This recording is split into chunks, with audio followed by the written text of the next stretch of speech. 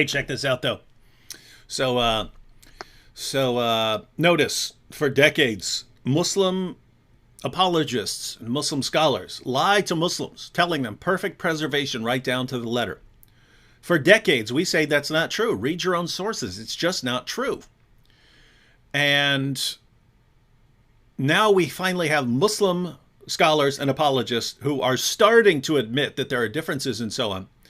And we're saying, look, they're actually right. You've got some problems here. Just admit that the Quran hasn't been perfectly preserved. And we're here. I wasn't even talking. Anthony's talking. But check out the Muslim response from Muhammad Nasser. How's your dead father and his friend now, David? That's the response, right? My dad's got nothing to do with the discussion. I just let's go. And how am I supposed to respond? I don't know. How's your dead prophet, Muhammad Nasser? How's your dead prophet? You know, the one who died wallowing in freakish misery after he was poisoned and he couldn't even walk and his feet were dangling behind him as they dragged him around like Weekend at Bernie's. But notice, just notice, ladies and gentlemen, right? It's Muslim scholars lie in order to keep Muslims deceived and ignorant.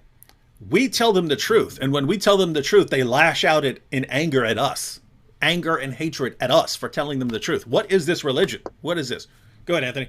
And we've got to get to some clips from Mufti Abu Layth because he's just hilarious. But go ahead.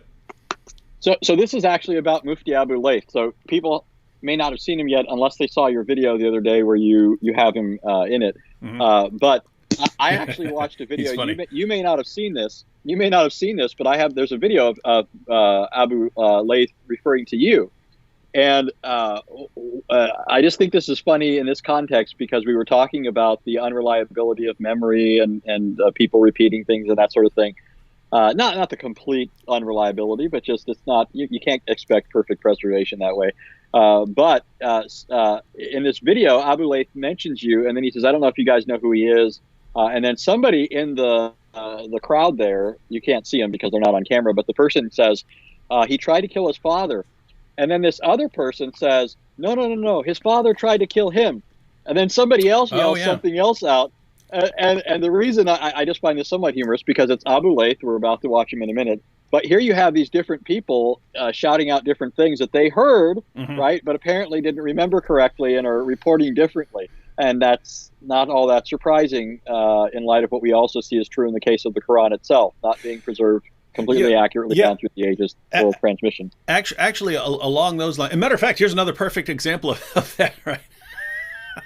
It's funny how this ties in perfectly with what you're just saying. Here's the next comment from Muhammad Nasser. David, remember your debate with Zakir Naik? You are finished. You are finished. You are finished. Anthony, do you remember my debate with Zakir Naik?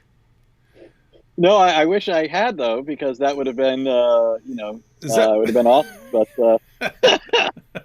Zakir Naik has never once faced an actual Christian debater in his entire career. You guys should know that. But notice, wow. And the point here, along the lines of memory, I just wanted to mention briefly because Muslims are saying, some non-Muslims are saying, but there are people who have photographic memories, and there are people who can memorize tons of stuff. That's true, but here's what you find in Islam. The people who had the best memories in the early Muslim sources were dismissed, right? They had to reject what they... Let me go ahead and give you an example. This is from... some were killed. Yeah, this is from Sahih al-Bukhari, number 5005. Check this out. And this name right here, Ubay ibn Ka'b, you should recognize this if you watched the Yasser Qadi clip because Yasser Qadi refers to Ubay ibn Ka'b as the master of the Quran. Watch what Ubay says. So Sahih al-Bukhari, number 5005. Umar said, so Umar, the second, one of Muhammad's closest companions, Muhammad's father-in-law, because Muhammad married one of Umar's daughters, and the second of the rightly guided caliphs, one of Muhammad's closest companions, Umar said, Ubay was the best of us in the recitation of the Quran, yet we leave some of what he recites. Ubay says, I have taken it from the mouth of Allah's messenger and will not leave it for anything whatsoever. This is Umar saying, Ubay's the best at reciting the Quran, but we have to leave off some of what he recites. Who was the best memorizer of the Quran? Ubay ibn Ka'b. Muslims later on would forget stuff, and then Ubay would be quoting the original. Ubay would be quoting the original, how he memorized it because he had the best memory. And the Muslims are going to him and go, why are you reciting this with this extra stuff in here? And Ubay's saying, I got that directly from the mouth of Muhammad. I'm not leaving that. And they're saying, but it's different. It's different from what we've memorized. And so there are people saying, yeah, but some people have great memories. Yeah, but the people with great memories were overpowered and overcome by the people who had lesser memories and memorized the Quran with stuff missing from it. That's what happened in the history of Islam.